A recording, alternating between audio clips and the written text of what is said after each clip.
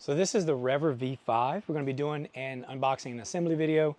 Now, this bike was sent to me by my friends from REVR, and I thought this was a very unique bike. It has a lot of great parts and pieces that resemble probably like a Super 73 style bike. So this is going to be a unique build. I really wanted this because I think it's going to be something that I can take camping with me, as well as riding around town and going to festivals and stuff. So let's go ahead and open it up, see all the parts and pieces, and then we'll do a full assembly. Right, so the big reveal, I always like doing this because I want to see how everything's packed. Now things may have shifted, so watch out whenever you open your box. But it looks like it's going to be a really simple build. We got probably front tire, handlebars, pedals, and it looks like everything else is pretty much together. Now that all the styrofoam is gone, you can really see that custom blue color, and it's really going to turn some heads. Now as far as parts, you get the front tire, headlight bolts and bracket, front axle, as well as some foot pegs. So they have foot pegs to put on the rear that are flip up pegs. Your charger, this is a 48 volt system. So this is a 54.6 volt charger, 2 amps. And you also get this really nice toolkit with it. So you can see these are some nice wrenches. So that's really cool that you have all that. Your pedals, user manual, and some zip ties. Oh, and while we're talking about zip ties, when you're taking all this apart, I wanted to show you, if you clip your zip ties, I mean, I like to save everything. Clip your zip ties on the right side, then you can just pull out the extra, and now you got a free zip tie. I mean, from this bike alone, I got a bunch of free zip ties. I'm all about saving, you know, different parts and stuff that I can get. So step one with any bike build that I always do is remove the battery, because we want to make sure we have a full charge once our bike is put together, and that way we can go for a ride. Now the keys are always either zip tied to the wiring harness or the handlebars, so you can see mine are here. So I'm going to take those off and remove the battery. When taking the battery off, make sure that you watch this button and that you don't turn the battery on while you're taking it off or whenever you're charging it. While I'm taking the battery off, I might as well show you the specs. It's 48 volts and it's a 20 amp hour battery pack. Now that it's time to get started, I wanted to say in the book there's 14 steps which highlight how to put it together, but I really think that it's not super helpful because you need more steps than that. So I'm going to do it piece by piece. First thing I'm going to do is we're going to spin the stem around. First, I'm going to take the 5mm Allen. I'm going to loosen up the top right here. And if this doesn't move, that's fine. There's 2 more screws. So you can take the 4mm and we're going to loosen this one here.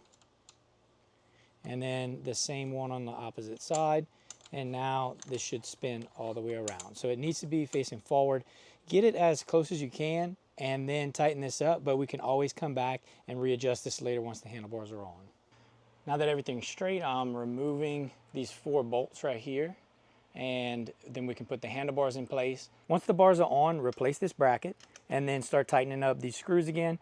And you want to make sure you do it evenly in an X pattern. So I kind of go start at the top, go here, down, across, up, across, down. So next we're going to be putting the front tire on. So we're going to loosen up this little keeper bolt here, which mine is actually hand loose, so I just loosened it up. It should pull straight down, come right off the bike. If not, just use your wrench, it'll come off. And then for your axle, this would be the step if you're going to use axle grease that you would put it on here. I don't put that on my bikes, but you can. Now, the only part you're going to need for the axle should be just these 2 little keepers here. And they go facing the forks. And you'll see on the bottom, I'll show a close up in a little bit, but there's a little hole that this goes in. So that goes straight in that hole. And you can see there's grooves on this side and grooves right here that kind of lock up like this.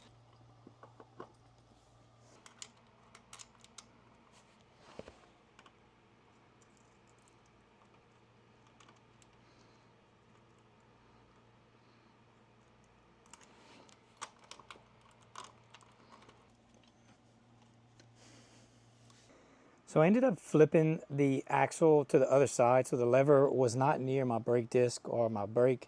And I wanted to say, if this does not come with your bike and your brake pads are actually touching and you can't get this disc in, make sure you open it with something plastic. Never use a screwdriver because it could damage those brake pads. And as far as the latch goes, I did want to say to put my latch on the left side of the fork, because this screw will never tighten itself. It can only loosen itself. So if it was on this side and it got bumped, it could loosen and then we might have an issue. So keep it on this side, it'll never loosen itself up. So I think this is the better position, but I could be wrong. Everybody does it their own way. Now that the V5 is standing on its own, we're going to move to the front fender. This process is very simple. You just slide it in from the back.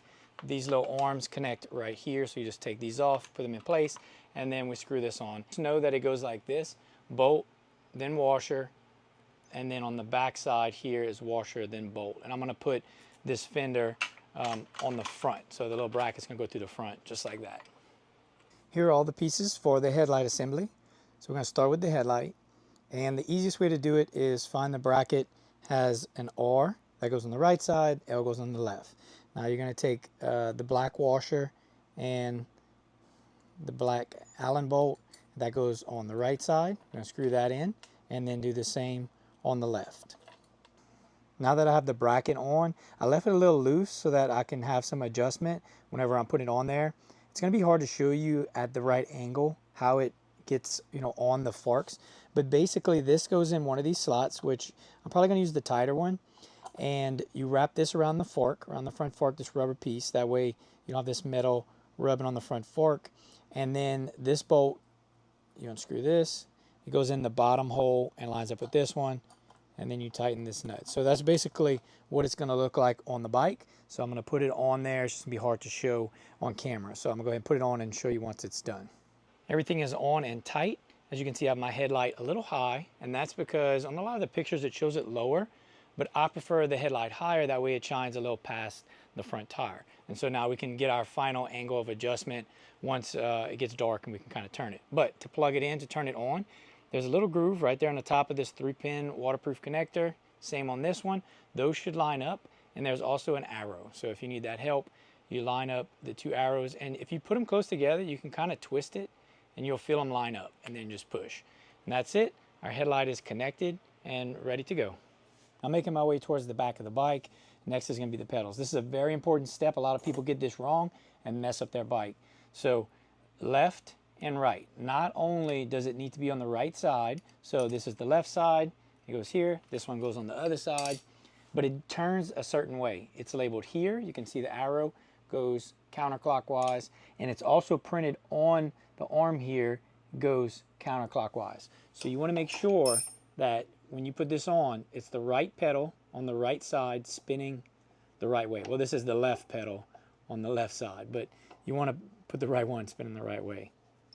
Now the right side is opposite, it goes clockwise. So when we put it on there, we want to spin it clockwise and then tighten it all the way with our 15mm wrench.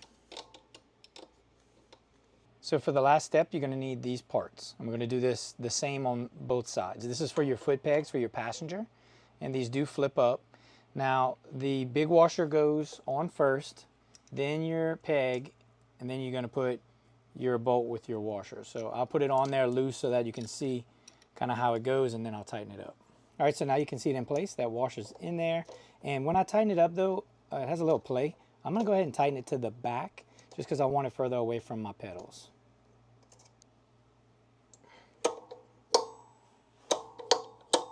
Before I turn it on, we're gonna go over the controls. I'm gonna start on the left side.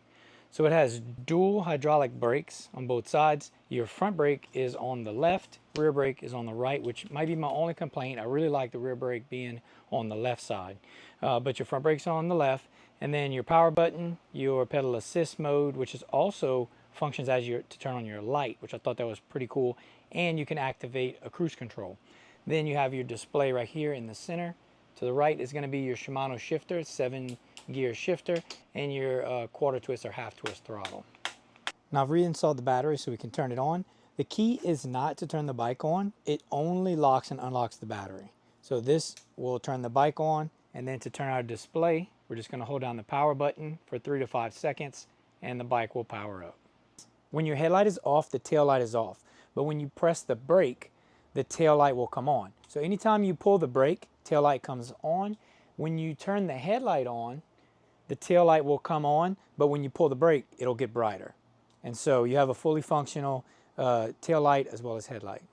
Now your different options on the screen, when you hit the power button, is going to be voltage, which is your most important, because I don't follow battery bars. I always follow voltage and know your chart for whatever voltage bike you have. Press it again, time, so that's the time you've been riding. And then press it again, that's the odometer, total miles on the bike. And as you can see, this one's 0. and the trip. So whatever trip you're currently riding is 0. When you turn the bike off, turn it back on, this will always go to 0, but your odometer will always show the true mileage on the bike. So I don't normally do a speed test until the bike is kind of broken in, but I wanted to show this because I know other people have this issue. If your bike doesn't go 28, which mine doesn't, it only goes 20. And so that's out the box. That's how I got it. It only goes 20 miles an hour. Here's the fix. Enter the advanced settings by pressing the plus and minus at the same time. And then you want to go to P08. Now each of these settings does something different to the bike. The pedal assist, the brightness of the screen, all that. We want to go to P08. And then it should be, well, mine's on 26. This should be on 67, not 68, not 66, 67. Oop, and we waited too long, so it exited. So we want to go all the way up, I'm going to hold it down, to 67. Now here's the key. You have to pay attention. If you don't hit these two buttons at the same time, it'll switch the number. So you want to make sure you hit them at the same time. Oh, you saw it, how it went down. Same time to exit, or just wait, let it exit on its own. Now it should hit 28. Oh yeah, there it is. So I can definitely hear it whenever I turn the throttle. It's now hitting 28 miles an hour. So just know that that's how you change it. But if you don't want it to go 28, you just want it to go that 20 miles an hour, just change this to any other number. I mean, it was on 26, but I want it to go that 28, so we can leave it there. So that's it for the full build and assembly of the REVR V5. Now, this is a great bike. I think it's going to turn heads, and I really like it. Now, as far as the numbers, I haven't tested anything, but this is all from the factory. This is a 48-volt system. It's a 20 amp hour battery pack that slides on and off. That's going to get you up to about 60 miles of range, depending on the pedal assist, your weight, what you're riding, where you're riding. All those factors have to do with range. Top speed, mine was 20. I showed you how to unlock it to get it to go to that 28 miles per hour. As far as the ride, I haven't ridden it yet, but getting on it, it has the dual suspension in the rear, front forks. Now they're non-adjustable, but it's still, I think it has some great rebound, and it's nice and comfortable, especially with this nice thick seat here. Just for reference, I'm 5'7", 180 pounds, so you can see kind of how it fits on me. Now with my feet down, my feet are fitting pretty flat on this bike. Depending on where you sit, I mean, it's still pretty good. And I do like having the passenger pegs so somebody can ride on the back. With this long seat, you definitely could ride 2 people, or you can use those to put your feet on while you're riding. It's just up to you. Now, my only downsides, and that's because I come from motorcycles and dirt bikes, is the fact that I like having my front brake on the right and having the full twist throttle. But I think it's still going to be a great bike to cruise around on, and I can't wait to take it on its first ride.